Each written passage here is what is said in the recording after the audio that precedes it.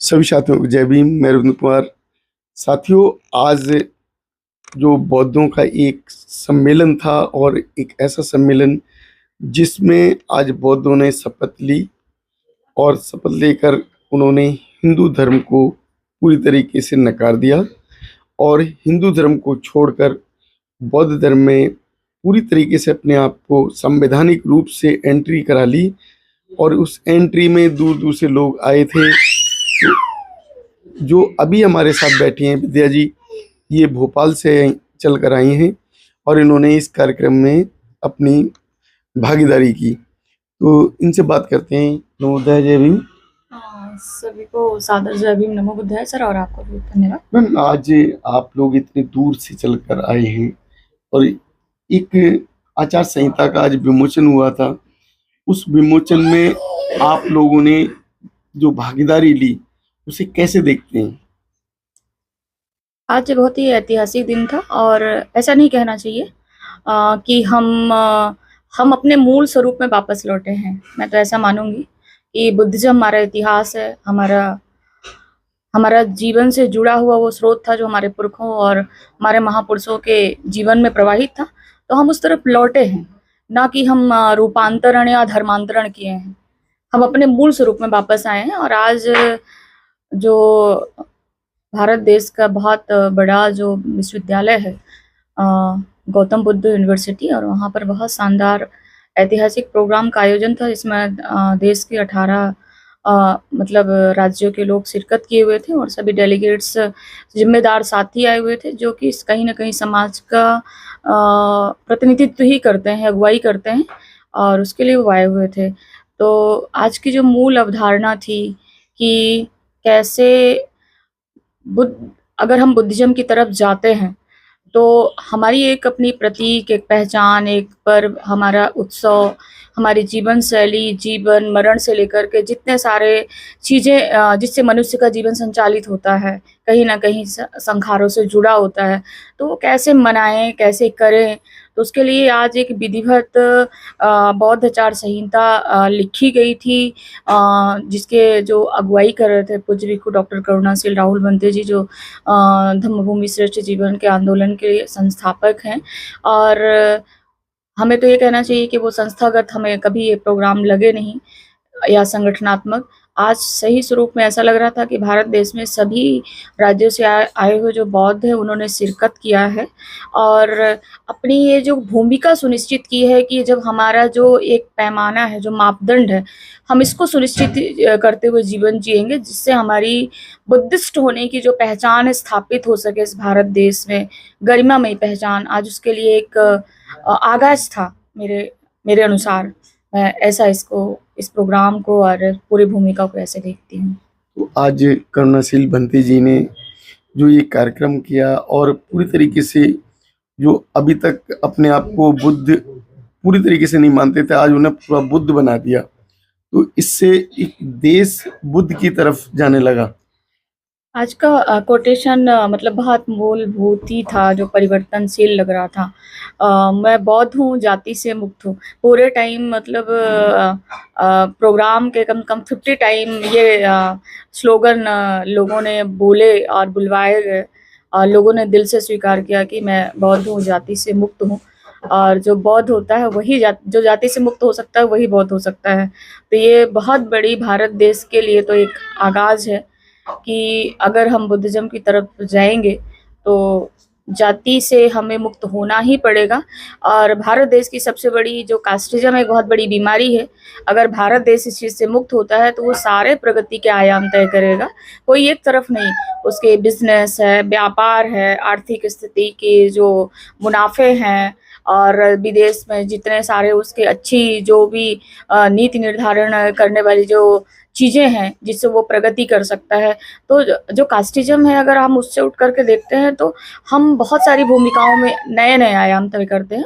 तो बुद्धिज्म की जो संकल्पना है वो डॉक्टर BR अम्बेडकर ने भारत के लिए यूं ही नहीं किया था, उसमें इस देश का ही सर्वांगीण विकास छुपा हुआ है, ना कि किसी पर्टिकुलर SC ST OBC के लिए। मैं मानती हूँ ये तो पूरी मानवीयता का जो यूनिवर्सल जो थॉट है, मानवीय प्रेरणाओं से सन्निहित है, वो है बुद्धिज्म।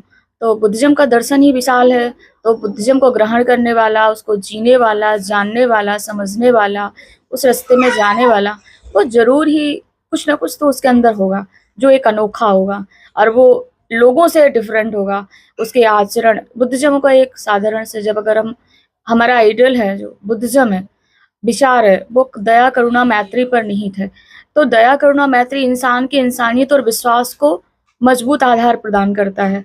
तो जैसे हम उस सीढ़ी की तरफ बढ़ते हैं, तो लगता ही है कि हम एक बहुत अच्छे बुनियाद का निर्माण कर रहे हैं। और अगर हमारी पीढ़ी बुद्धिज्म के हिसाब से अगर निर्माण होता है, तो बहुत सारे क्राइम, नशा, जो समाज में बहुत सारी जो विपरीत परिस्थितियाँ आज के वर्तमान में युवाओं में देखने को मिल रही है, वो गलत दिशाओं में जा रहे हैं कहीं न कहीं। सोशल मीडिया का भी कहीं न कहीं गलत प्रभाव, पॉज़िटिव है तो नेगेटिव भी पड़ रहा है। तो अगर वो बुद्धिज़्म की तरफ, विचारों की तरफ अगर जाएँगे, तो निश्चित ही अपने जीवन को सुंदर और श्रेष्ठ बना सकेंगे।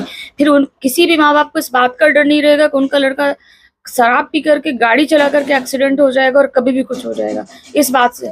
अगर उनका लड़का चरित्रवान है, तो वो इस बात के लिए कभी नहीं डरेंगे कि कल किसी प्रकार के आरोप में पुलिस ले जाकर के उसको जेल में डाल सकती है। तो बुद्धिज़्म हमारे जीवन में सुख लाता है, समृद्धि लाता है, गौरव लाता है। वो मनुष्य का श्रेष्ठतम निर्माण करता है, और जब एक श्रेष्ठ मनुष्य का निर्माण होता है, तो समाज भी श्रेष्ठ निर्माण होता है।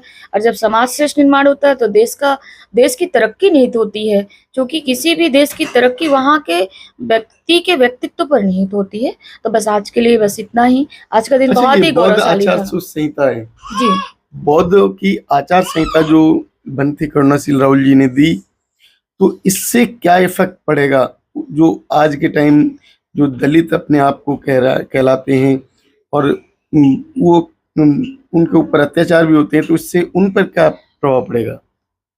देखिए, बहुत, चूँकि ये टॉपिक बहुत बड़ा है, तो मैं इसके इतना लार्ज में समय में नहीं है, तो मैं नहीं कंक्लूड कर सकती। बट इतना कहना चाहूँगी कि आज का जो बौद्ध आचार संहिता है, ये मानव के पारंपरिक जो वो है, अवधारणाएँ हैं, कुरीतियाँ हैं, उससे मुक्ति का मार्ग है।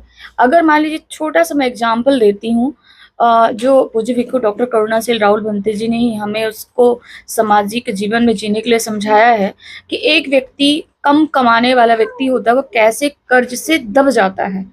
अब वो जब कर्ज से दबता है, तो उसके साथ में कौन-कौन सी मुसीबतें, कर्ज से दबने वाला व्यक्ति कर्ज़दार हो जाता है, जब वो शादी-विवाह करता है, अपने लिमिट से ज़्यादा कर्ज लेता, अगर 10,000 रुपए कमाता है महीने का, और वो 2 लाख की शादी करता है, तो वो जीवन भर कर्ज के बोझ से, ब्याज के बोझ से दबा रहता है। फिर वही उसके जो बीवी-बच्चे होते हैं, आने वाला जो फ्यूचर जनरेशन होता है, तो वो मज़दूरी करने लगता है, पढ़ाई-लिखाई में उसकी स्थिति ठीक नहीं होती है, खान-पान, पोषण पर्याप्त मात्रा में नहीं मिल पाता है। तो बहुत ऐसी चीज़ें होती है। अगर हम बुद्धिज़्म के रीति-रिवाज को अपनाते हुए मितव्ययिता से अगर हम विवाह संस्कार करते हैं, तो जो 2 लाख रुपए में हो, वो 20,000 रुपए में हो सकता है, और वो 1,80,000 बचा करके अपने बच्चों की पढ़ाई, अपने स्वास्थ्य और अपने छोटे से बिज़नेस को स्टार्ट कर सकता है। तो बहुत सारी भूमिकाएँ तय होंगी। हम शादी-ब्याह के अलावा भी मृत्यु भोज में बहुत बड़ा राशि, जिनकी अफ़ोर्डेबल नहीं होता, जो अफ़ोर्ड नहीं कर सकते, वो भी करते हैं। तो उनसे भी निजात मिलेगा कि मतलब हम श्रद्धांजलि करके 3 या 5 डेज़ में कैसे मृतक के जो मन के श्रद्धांजलि दे करके, उसके परिवार की शांति के लिए प्रार्थना करके, वंदना करके, हम उस चीज़ को कम टाइम में, कम बजट में और कम परेशानियों से उसे मुक्त कर दें। और फिर इसमें सबसे बड़ी बात है बुद्धिज़्म की क्या पहचान, मानव मानो एक समान। तो इस भारत देश में जो आधी आबादी का जो स्रोत है, ख़ासकर नारी शक्ति के लिए, तो ये बहुत बड़ा है कि इसमें बुद्धिज़्म में आने के बाद, हालाँकि सामाजिक तौर में आज भी नारियाँ उतनी सुदृढ़ नहीं हैं, जितना होना चाहिए। भले वो राजनीतिक और क्या कहते हैं, संवैधानिक रूप में सशक्त हो, लेकिन जो मेन ज़मीनी वो है, कॉन्सेप्ट है, उसमें महिलाओं का भी बहुत बड़ा कंट्रीब्यूशन नहीं है। तो जैसे ही हम बुद्धिज़्म की तरफ जाते हैं, तो हमको महिलाएँ भी बराबर की लगने लगती हैं। मुझे तो लगती हैं, इवन समाज को लगने, वो समाज अपने आप में ये बात स्वीकार कर सकेगा कि महिला पुरुष समान है, यानी व्यक्ति है और इसका व्यक्तित्व है, ना कि वो नर और नारी है, कोई छोटा और बड़ा है। तो समाज जब को क्या कहना चाहोगे? बुद्धिज्म की तरफ सोसाइटीज को जाना चाहिए। और बुद्धिज्म एक कॉन्सेप्ट है, एक लाइफ स्टाइल है, एक जीवन शैली है। मैं इसे धर्मांतरण के भीतर नहीं देखती हूँ।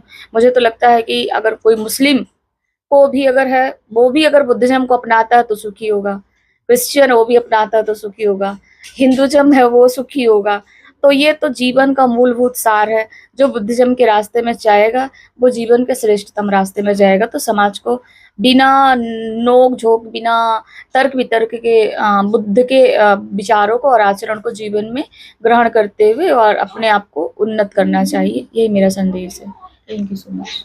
साथियों, ये आज जो बुद्धों की आचार संहिता बनी और इसमें जीवन को आधार बनाकर एक प्रस्तुत किया गया, किस तरीके से बुद्ध आचार और विचार करेंगे, किस तरीके से अपने शादी समारोह करेंगे। तो आज का जो दिन ऐतिहासिक दिन था और इस ऐतिहासिक दिन पर जो विद्या जी ने कहा, आपके विचार आप तक जो पहुँचे हैं, विद्या जी के विचार आपको कैसे लगे हमारे कमेंट बॉक्स में ज़रूर बताएं।